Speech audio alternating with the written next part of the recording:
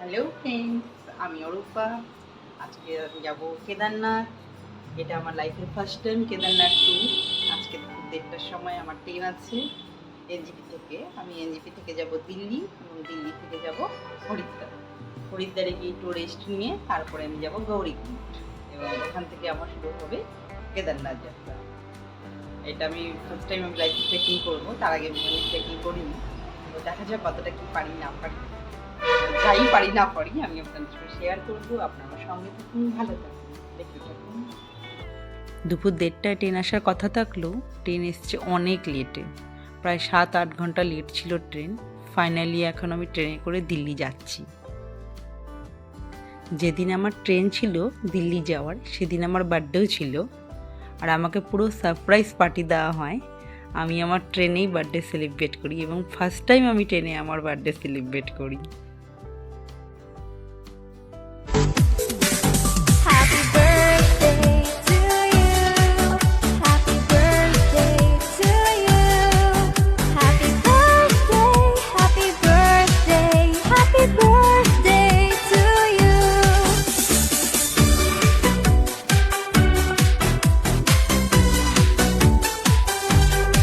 রাত 9:30টায় গিয়ে পৌঁছলাম আমরা নিউ দিল্লি স্টেশনে। তারপর গেলাম হোটেলে গিয়ে ফ্রেশ হয়ে ডিনার করে আবার ছুটলাম বাস স্ট্যান্ডে হরিদ্বার যাব বলে। রাত 12টায় আমাদের বাস ছিল। লক্ষ্মী হলিডেজ করে আমরা দিল্লি থেকে হরিদ্বারের উদ্দেশ্যে রওনা দিলাম। দিল্লি থেকে হরিদ্বার যেতে সময় লাগে 6 ঘন্টার মতো। আমরা এখন হরিদ্বারে এসে পৌঁছালাম দিল্লি থেকে। এখন হরিদ্বার থেকে যাব হচ্ছে গৌরীকুণ্ড। এখন গৌরীকুণ্ডে বাস ধরার জন্য ওয়েট করছি। ভোর 5টা বাজে, প্রচণ্ড ঠান্ডা হরিদ্বারে।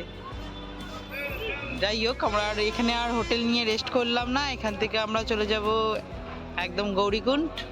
গৌরীকুণ্ডে গিয়ে ওখানে গিয়ে রেস্ট নেব, তারপর আমরা কেদারনাথের উদ্দেশ্যে রওনা দেব। হরিদ্বার থেকে এখন আমরা গৌরীকুণ্ডে যাচ্ছি।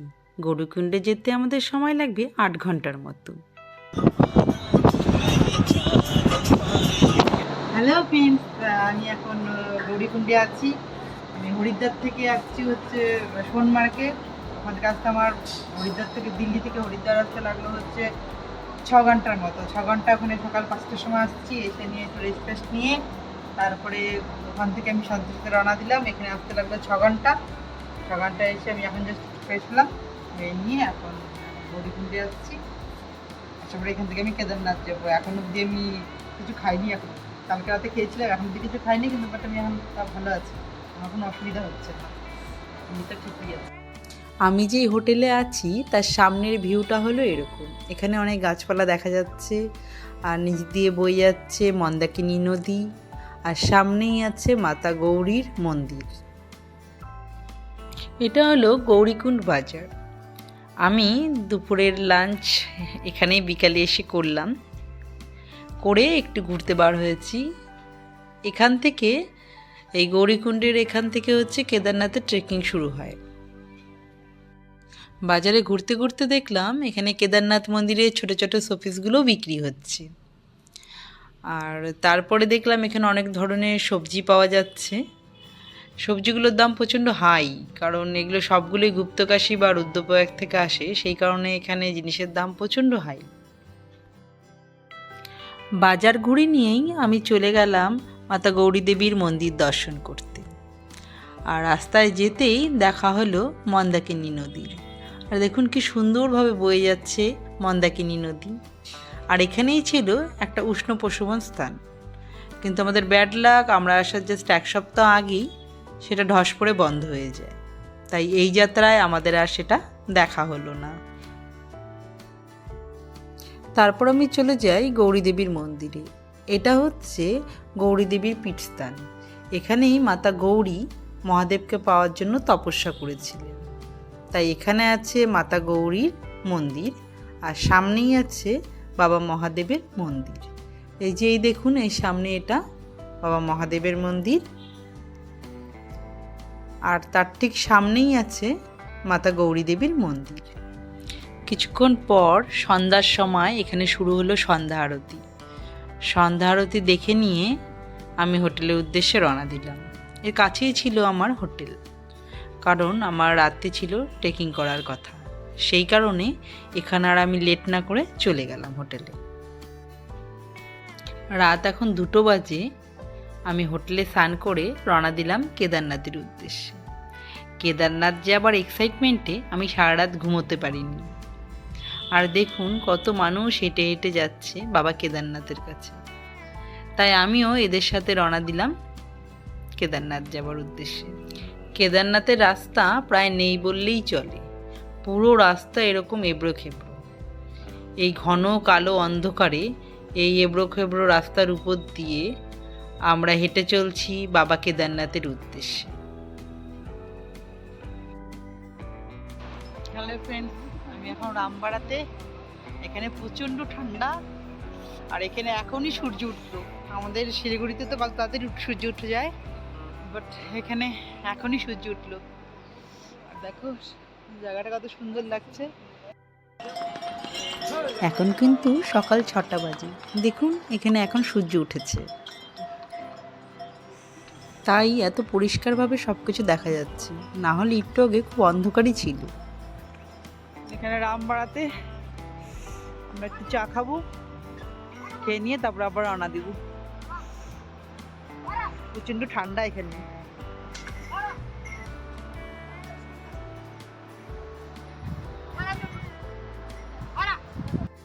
পাহাড়ের উপর কি সুন্দর সূর্যের কিরণটা পড়েছে দেখুন। আমি ফার্স্ট টাইম এত সুন্দর সূর্যোদয় দেখলাম। এর আগে আমি কোনোদিন এত সুন্দর সূর্যোদয় দেখিনি। ফাইনালি আমরা পৌঁছে গেছি বাবা কেদারনাথ মন্দিরের একদম কাছে। আর জাস্ট ভিউটা দেখুন, কি অপূর্ব দৃশ্য, কি সুন্দর দেখুন। এই যে সামনে সাদা পাহাড়টা দেখতে পাচ্ছেন, এর কাছেই হচ্ছে বাবা কেদারনাথের মন্দির।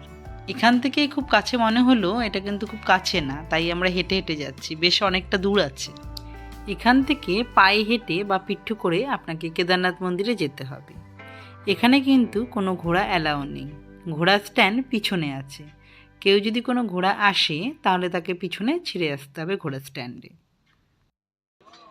এখন আমি যাচ্ছি কেদারনাথ। আমাকে ওই পাহাড়ের পিছনে যেতে হবে।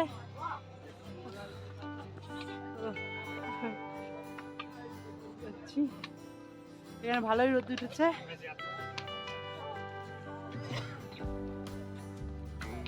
Okay. My friend Shiva. চলো।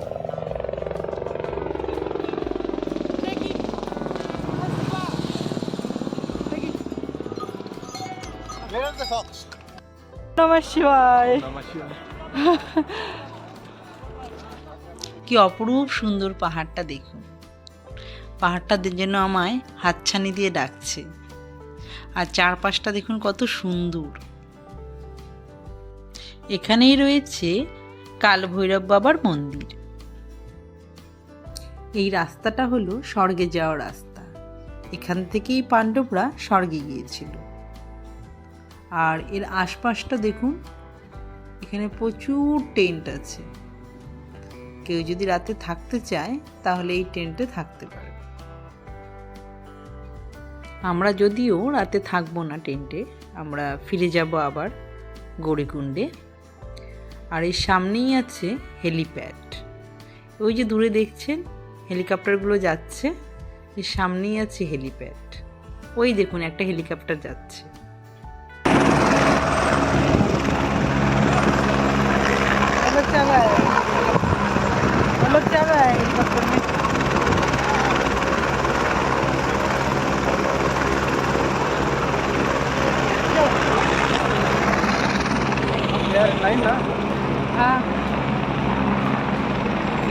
এখান থেকেই শুরু বাবা কেদারনাথের মন্দির। আর এই যে ঘরটা দেখতে পাচ্ছেন, এখানে কেদারনাথ যাত্রার যে রেজিস্ট্রেশনটা করে এসেছিলাম ওটা এন্ট্রি করতে হবে। ওটা এন্ট্রি করে নিয়ে তারপরে আমাদের বাবা কেদারনাথের মন্দিরে যেতে হবে। ফাইনালি আমরা পৌঁছে গেছি বাবা কেদারনাথ মন্দিরের একদম সামনে। ওই দেখুন বাবার মন্দির দেখা যাচ্ছে। আর যতই এগিয়ে যাচ্ছি মনের ভিতরে একটা আলাদাই এক্সাইটমেন্ট হচ্ছে যে কখন বাবার দর্শন করব।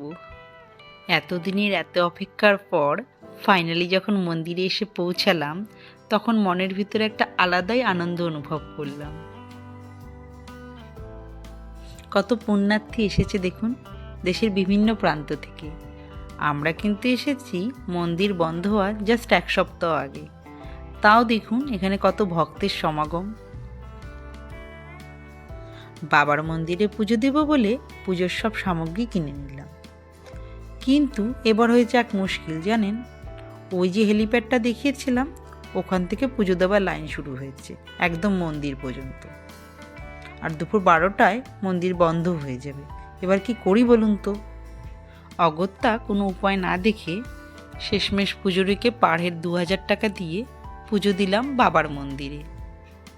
পুজো শেষ করে আমি এলাম মন্দিরের পিছনে ভীমশিলা দর্শন করতে।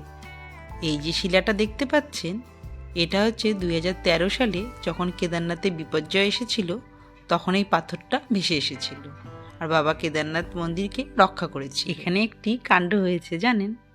এই যে স্কাই কালারের গেঞ্জি পরা ছেলেটাকে দেখতে পারলেন, সে ভেবেছে আমি গুজরাটি, আর সে রীতিমতো আমাকে গুজরাটে দেখেওছে। पर मैं तो कभी गुजरात गया ही नहीं, तो मुझे कैसे देख सकता है? যাই হোক, শেষমেশ আমি ছেলেটাকে বোঝাতে পারলাম যে আমি গুজরাটি মেয়ে না, আর আমি গুজরাট কোনো দিন যাইনি। তবে এই গুজরাটি ছেলেটির সুবাদে আমি একটি মন্দির সম্বন্ধে জানতে পারলাম, যে পিছনেই রয়েছে আচার্য শঙ্করাচার্যের মন্দির, যিনি কেদারনাথ মন্দিরের প্রতিষ্ঠাতা। কথা বলতে বলতে চলে এলাম আদি শঙ্করাচার্যের সমাধিতে। এটা ঠিক মন্দির না, এখানে আদি শঙ্করাচার্যকে সমাধিস্থ করা হয়েছিল। সমাধিস্থলটা বেশ অনেকটা বড়, খানিকটা ঘুরে ঘুরে নামতে হয়। আর এই যে দেখুন বাবা শঙ্করাচার্যের মূর্তি। সব মন্দির দর্শন করে এবার আমি যাব লাঞ্চ করতে। সকাল থেকে কিছু খাইনি যে, আর লাঞ্চ সেরে আমাকে যেতে হবে সেই গৌরীকুণ্ডে। কেদারনাথ মন্দিরের সামনে দিয়ে বয়ে যাচ্ছে মন্দাকিনী নদী। কি অপূর্ব সুন্দর লাগছে দেখুন নদীটাকে। আশপাশের পরিবেশটাও দেখুন কি অপূর্ব সুন্দর। আর এতদিনে আপনারা বুঝতে পেরেই গেছেন আমি যে ফটো তুলতে ভীষণ ভালোবাসি, তাই রইল কিছু আমার ফটো। এই হলো কেদারনাথ যাত্রার আমার সম্পূর্ণ ভিডিও। আজ তাহলে আমি আমার ব্লগ এখানেই শেষ করছি। আবার দেখা হবে নতুন কোনো ব্লগে। আজ তাহলে আসি, বাই।